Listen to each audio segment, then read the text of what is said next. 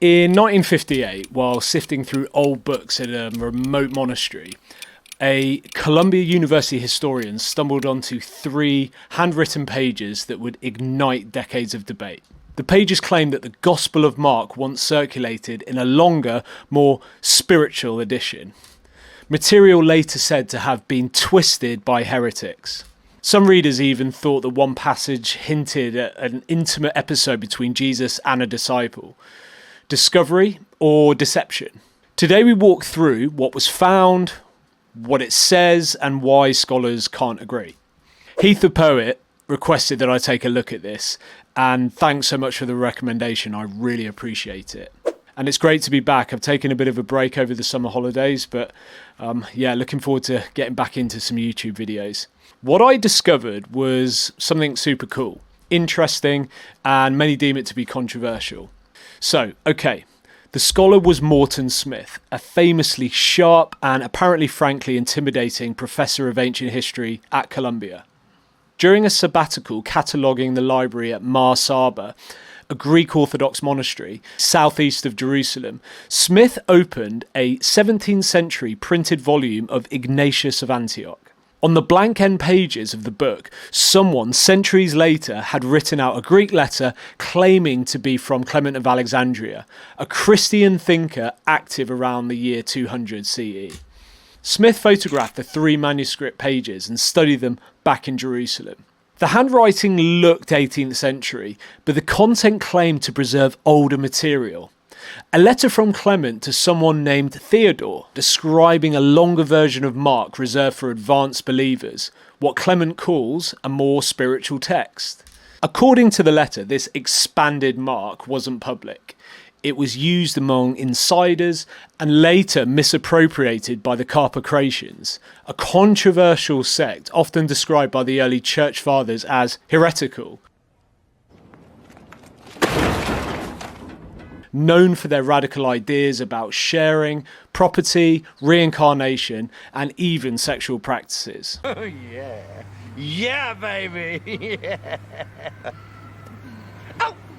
Early church writers claimed the Carpocratians taught extreme ideas, that everyone should share all possessions, and even sexual partners. In Clement's letter, he warned a man named Theodore not to trust the version of Mark's Gospel used by the Carpocratians.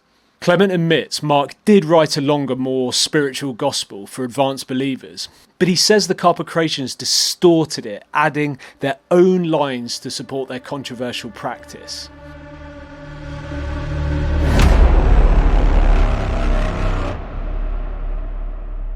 Here's the material that really set off alarms. Clement quotes 2 excerpts from the longer Mark. The main scene echoes John's story of Lazarus, but with differences.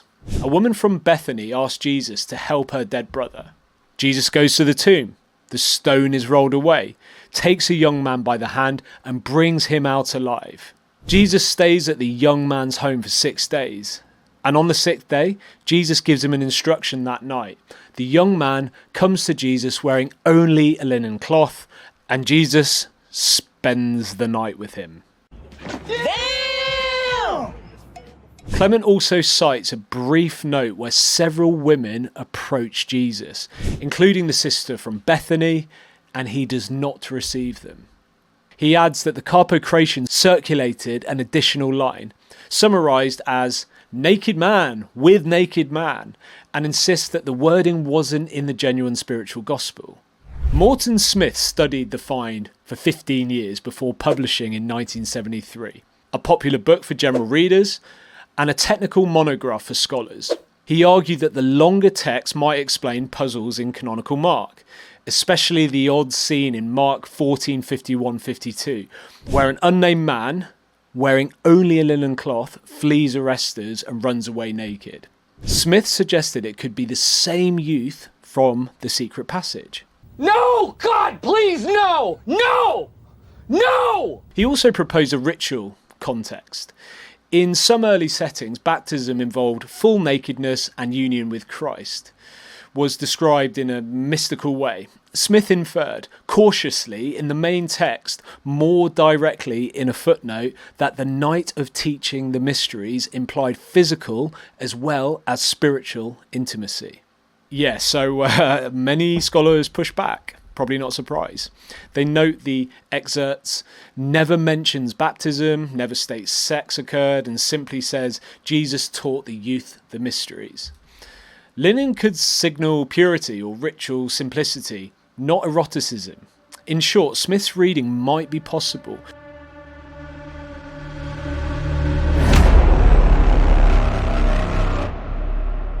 From the start, authenticity has been the lightning rod. The letter appears in an 18th century hand copied onto the blank pages of a printed Ignatius volume. On the other side, some scholars defend the text's genuineness and even think that the excerpts illuminate Mark's gospel, an early Christian practice. Others remain undecided or consider it to be like a modern fabrication. The debate endures because the evidence is tantalizing, but let's say incomplete. There's also that short excerpt where Jesus refuses to receive certain women, including Bethany. Smith noted it could help explain a curious moment in Mark where Jesus enters Jericho and immediately departs with no story attached. Perhaps a missing episode once sat there in the expanded text. It's not an intriguing idea, but also not surprisingly also debated. Photos aren't enough. Excerpts on Forgery stressed, to authenticate writing you must examine the actual page. Ink absorption, pauses, even the chemical profile of the ink. Photos can't do that. Why not go back? Smith knew first-hand inspection was absolutely crucial. He had the shelf location, yet he never returned to study the physical book in those 15 years. That omission feels very suspicious for some scholars. Was it too perfectly Clement? Smith showed that the letter uses Clement's favourite words, even rare ones. Later critics noted it seemed more Clement than Clement. Statistically speaking, like an impression that overhits the author's tics, a clever forger with a Clement concordance could engineer effect. Clement's theology. Parts of the letter's outlook on secret teaching don't sit neatly with Clement's usual emphasis on widely available Christian knowledge. In 1976, scholar Guy Struesmer and colleagues visited Mar Saba, located the Ignatius volume, and saw the 3 copied pages. They got permission to bring the book to Jerusalem to test the ink, but only the Israeli police had the equipment, and the Greek Orthodox custodians refused to hand over their book to the police. And worse, the monastery librarian later cut the pages out and reportedly misplaced them. What? What the fuck? As far as we know, no one has ever seen those leaves since. That is an eyebrow raiser. The letter is copied into the back of a 1646 edition by Isaac Voss, famous for printing what he argued were the only authentic letters of Ignatius, stripping out forgeries.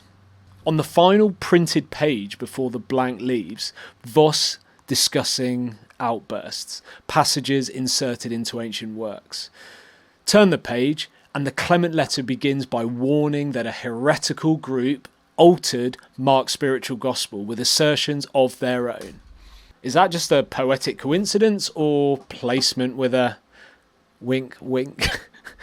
Look, there have been some serious doubts about the authenticity of the secret gospel of Mark. Some suspect it was forged, but if it was forged, when? Who forged it? Was it in the 3rd or the 4th century, the Middle Ages, or modern times? I mean, some scholars even believe it might have been created in modern times, possibly even by Morton Smith himself to amuse himself. Does the homoerotic tones tell us something about the historical Jesus? For Smith, it certainly did. Bart Ehrman has argued that Morton Smith spent nearly 15 years studying a photograph of the so-called secret gospel of Mark without returning to study the actual physical book where the text was found. Ehrman uses this point to raise concerns about the reliability of Smith's work and his intentions. However, the discussion surrounding Smith has often been muddied by personal attacks. Some of his critics focus on his alleged homosexuality in an attempt to discredit him. But these ad hominem arguments are irrelevant to the authenticity of the document itself and have no place in serious scholarly debate. But importantly, there is no scholarly consensus that the secret Gospel of Mark was forged. While some scholars are convinced it's a modern fabrication, possibly even by Smith himself, others argue that the evidence is just inconclusive.